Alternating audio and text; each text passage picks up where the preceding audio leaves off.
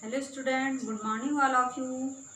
पिछले चैप्टर में हमने जो कि ग्रामश्री कविता सुमित्रानंदन पंत की, इसके पद्यांश के अर्थ, कुछ पद्यांश के अर्थ हम पढ़ चुके थे।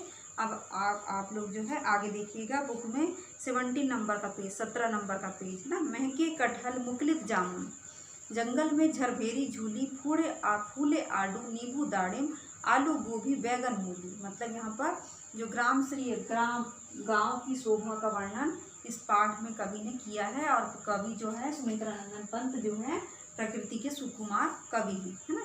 तो बोलते हैं, देखिए अगले पद में उन्होंने महके कटहल, कटहल कैसे होने लगे, महकने लगे। मुकलित जामुन, मुकलित यानी खिल गई है, जामुन कैसी हो गई है, खिल गई है। जंगल में झरबेरी झूली, और जंगल में बेर जो है वो झूलने लगी है, इतनी अधिक फूल गई है, मतलब खिल गई है।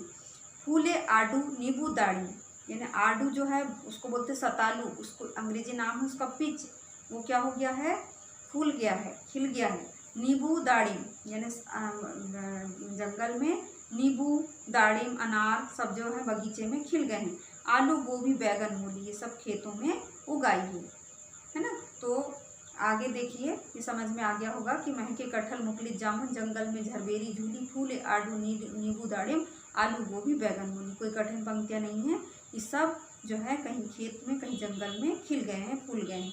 पीले मीठे अमरूद में अब लाल लाल चित्तियाँ पड़ी, यानी मीठे मीठे पीले रंग के जो अमरूद हैं उसमें क्या हो गई, चित्तियाँ पड़ गई, मतलब चिटक गए हैं वो पक गए सुनहरे मधुर बेर, अवली से तरु की डाल जड़ी।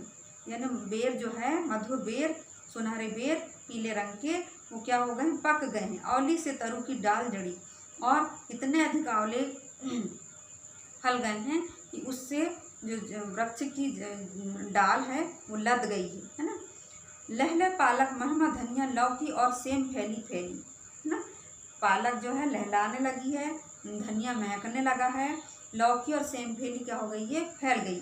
मखमली टमाटर हुए लाल, टमाटर कैसे रंग के हो गए हैं, लाल, और मखमल के समान हो गए। मिर्चों की बड़ी हरी थैली, और इतनी अधिक मिर्चियाँ फली है कि वो कैसी दिखाई दे रही, लटक लटक के थैली के समान दिखाई दे रही है। बगिया के छोटे पेड़ों पर सुंदर लगते छोटे छाजन, यानी कहते हैं कि बगीचे के छोटे छोटे जो पेड़ हैं उस पर जो नई नई पत्तियां आई है वो बड़ी ही सुंदर दिखाई दे रही। सुंदर गेहूं की बालों पर मोती के दानों से हिमकण, यानी अब जो गेहूं की बालें हैं, बालों पर मोती के दाने, हिमकण यानी ओस रूपी मोती के दाने जो हैं बहुत अधिक सुंदर दिखाई दे रही हैं। आगे देखिए बच्चों, समझ में आ गया होगा, देखिए आगे, और अगर नहीं समझ में आया गया तो पूछ सकते हैं। देखिए अब अगला, प्रातः ओझल हो जाता जग, यानी प्रातःकाल जब होता है तो ओझल यानी छिप जाता है, दिखाई नहीं देता क्या, संसार है ना। भू पर आता यूं जो उतर गगन, और इस प्रकार ऐसा लगता है कि सारा आकाश जो है धरती पर उतर कर आ गया है। सुंदर लगते फिर कोहरे, यानी कोहरे जो है जिसमें धुंधलापन होता है वो दिखाई देने लगते हैं। उठते से खेत बाग गृह वन, और जैसे ही हम सवेरे उठते हैं तो सब क्या हो जाते हैं, चाहे वो खेत हो, बगीचा हो, घर हो, सब वन जो है सुंदर दिखाई देने लगते हैं। बालू के सांपों से अंकित गंगा की सतरंगी रेती, यानी बोलते हैं कि गंगा जो नदी है उसके किनारे रेत है, उस रेत वह कैसी दिखाई दे रही, रेत जैसे कि कोई सांप छाए हुए हों। सुंदर लगती सरपत छाई, यानी तट पर तरबूजों की खेती, यानी गंगा नदी के तट पर तरबूजों की खेती होती है, वो कैसी दिखाई दे रही है, यानी रेत के समान बिछी हुई सुंदर दिखाई दे रही है। अंगुली की कंघी से बगुले कलंगी संवारते हैं कोई, यानी जो बगुले हैं उनकी कलंगी ऐसा लग रहा है जैसे वो कंघी से संवार रहे हैं। तिरते जल में सुरखाव, एक प्रकार का विशेष पक्षी होता है, वह जल में क्या हो रहा है, तैर रहा है। पुलिन पर मगरोठी रहती हुई सोई, और किनारे, किसके किनारे, गंगा नदी के किनारे मगरोठी, ये भी एक प्रकार की क्या है, चिड़िया है, वो क्या करती है, सोई हुई रहती है।